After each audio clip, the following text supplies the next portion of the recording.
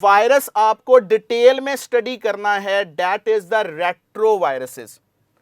ये जो रेट्रोवायरसेस होते हैं, इसके लिए मैंने एक टर्म यहां पर मेंशन की है, that is RNA tumour viruses. बेटा ये जो रेट्रोवायरसेस होते हैं ये ट्यूमर कॉज करने की एबिलिटी रखते हैं, या आप ये कह सकते हैं कि बहुत सारे एनिमल्स के अंदर ये वायरस रिस्पॉन्सिबल होते हैं ट्यूमर प्रोडक्शन के हवाले से। कौन कौन से एनिमल्स जो आप लोगों ने याद रखने हैं? कुछ बर्ड्स जिनको फाउल कहते हैं, रोडेंट्स एंड कैट्स के अंदर रेट्रोवायरस रिस्पॉन्सिबल हैं ट्यूमर कॉज करने के। इसी वजह से इनको ऑन्कोवायरसेस भी कहते हैं। बेटा आप सब बच्चों ने ऑन्कोलॉजी लफ्ज सुना होगा, स्टडी ऑफ कैंसर को कहते हैं।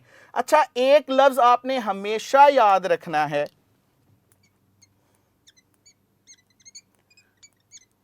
ये बात आप लोगों ने याद रखनी है, जितने भी रेट्रोवायरसेस होते हैं, अगर उनके बारे में मैं ये बात करूं, क्या तमाम रेट्रोवायरसेस ऑन्कोवायरसेस हो सकते हैं बेटा? शाबाश, आपने ये बात हमेशा याद रखनी है कि तमाम रेट्रोवायरसेस को हम ऑन्कोवायरसेस नहीं कहेंगे, लेकिन जितने भी ऑन्कोवायरसेस होते हैं ये हमेशा क्या होंगे? रेट्रोवायरसेस होंगे।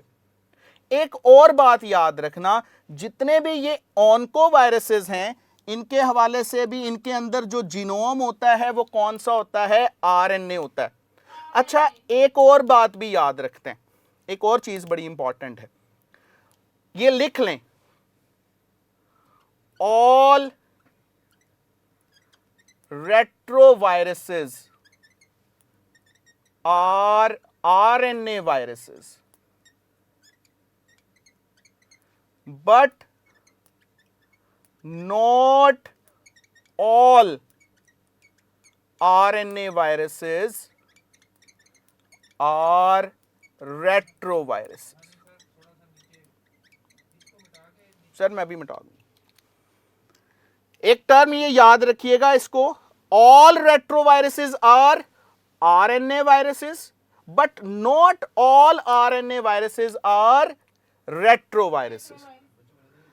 ये क्लियर है बेटा आपको ये बात? इसको लिख लें, फिर इस पर बात करते हैं मैंने ऐसा ये क्यों कहा है।